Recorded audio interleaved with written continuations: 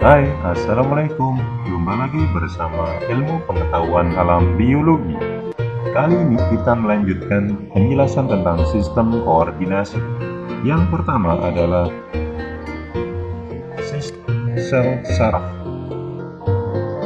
Sel saraf atau neuron adalah sel yang peka terhadap rangsang dan mampu mengantarkan rangsang. Berikut ini adalah penjelasan bentuk-bentuk dan bagian sel saraf. Yang pertama adalah dendrit,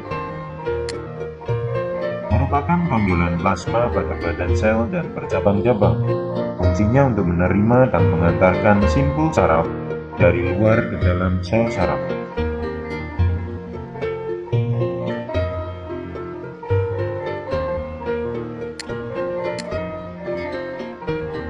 Dan neurit atau akson merupakan serabut saraf berupa tonjolan sitoplasma yang panjang, berfungsi meneruskan impul saraf dari badan sel yang satu ke badan sel yang lain.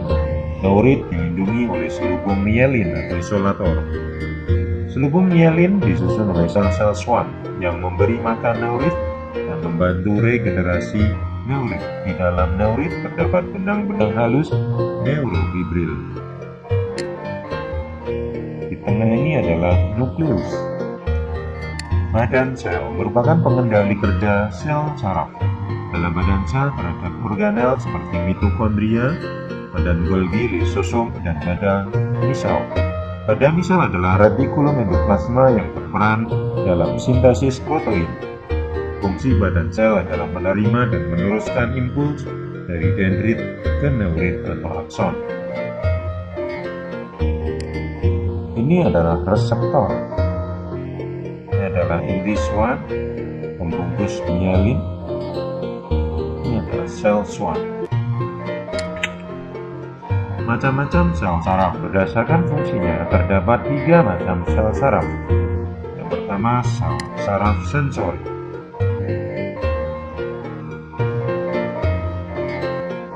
Sel saraf ini berfungsi mengantarkan impul saraf dari indera ke otak atau ke sumsum tulang belakang. Oleh karena itu, sel saraf sensori disebut pula sel saraf indera.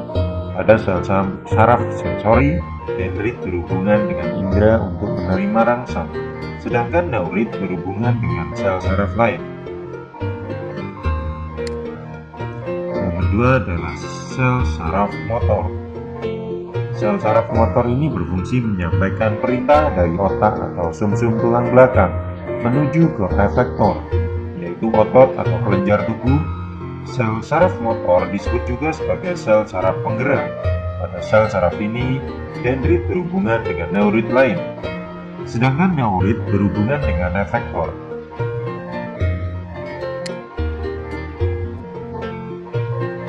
Sel saraf konektor. Sel saraf ini berfungsi meneruskan rangsangan dari sel saraf motor, sedangkan konektor disebut juga sebagai sel saraf perantara atau penghubung. Ujung dendrit sel saraf yang satu berhubungan dengan ujung neurit sel yang lain. Demikian seterusnya.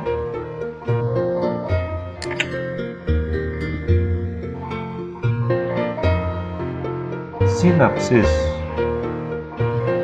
Titik temu antara ujung akson dan dendrit disebut sinapsis.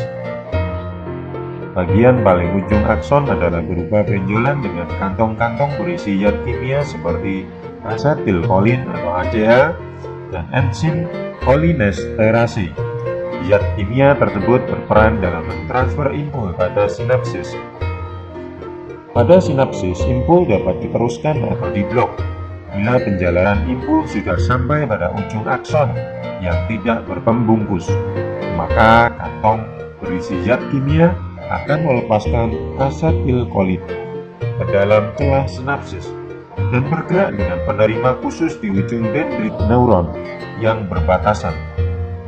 Hal itu menyebabkan terjadinya perubahan potensial di selarbut neuron. Setelah terjadi pemindahan impuls dari akson ke dendrit, celah sinapsis dinetralkan dari asetilkolin oleh enzim kolinesterase.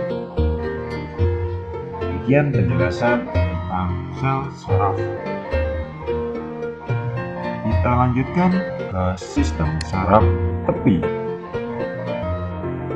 Sistem saraf tepi atau sistem saraf perifer pada dasarnya adalah lanjutan dari neuron yang bertugas membawa impuls saraf menuju ke dan dari saraf pusat.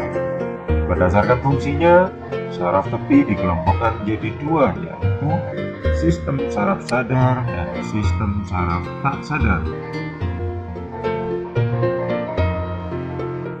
Sistem saraf sadar mengantarkan impuls berdasarkan perintah kesadaran dan kemauan kita.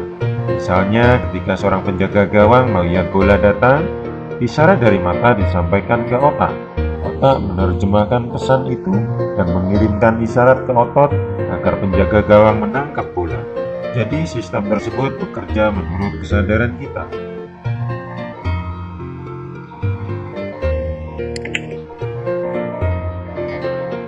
Sistem saraf sadar terdiri atas sistem saraf kepala kranial dan sistem saraf tulang belakang atau spinal. Sistem saraf kepala, sistem saraf kranial terdiri dari 12 pasang otak yang keluar dari otak dan menuju ke alat tubuh atau otot tertentu. Misalnya ke alat pendengaran, ke alat penglihatan rasa atau kulit, alat penglihatan, alat pembau, dan alat pengecap. Sistem saraf tulang belakang, sistem saraf kranial terdiri atas 31 pasang saraf.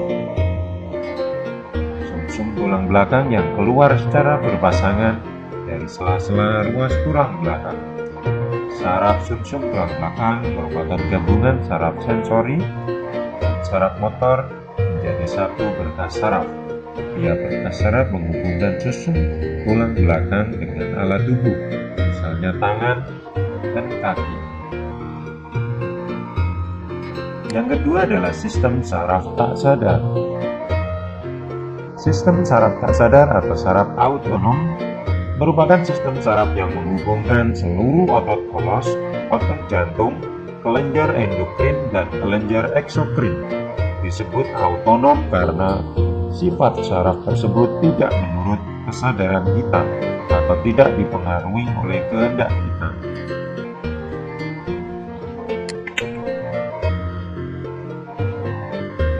Sistem saraf otonom terdiri atas sistem saraf paral, sistem saraf simpatik, dan sistem saraf parasimpatik.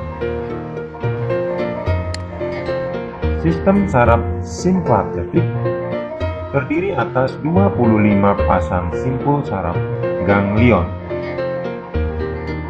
Ganglion terletak di sepanjang tulang belakang sebelah depan, mulai dari ruas tulang leher sampai dengan tulang ekor.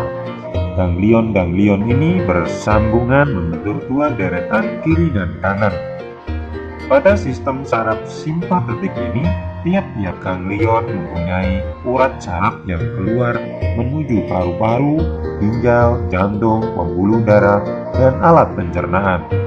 Fungsi sistem saraf simpatetik antara lain mempercepat denyut jantung, memperkecil diameter pembuluh darah, mempertebal pupil mata, menghambat kerja lambung, memperbesar bronkus, dan menghambat pankreas.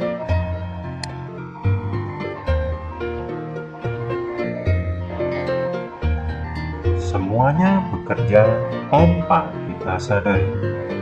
Demikian penjelasan mengenai sel saraf dan sistem saraf tepi. Semoga bermanfaat. Saya akhiri.